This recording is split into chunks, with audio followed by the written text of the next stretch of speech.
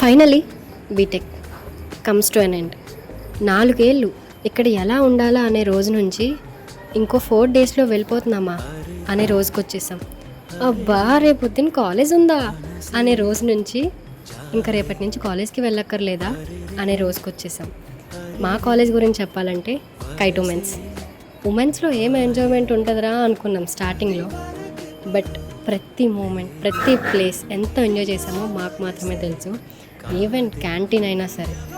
ఈ హాస్టల్ లైఫ్లో ఏం ఎంజాయ్మెంట్ ఉంటుందిరా, జైల్లా ఉంటుంది అనుకునే రోజు నుంచి మళ్ళీ ఈ హాస్టల్కి రాము కదా, రూమ్లో ఉండే మెమరీస్.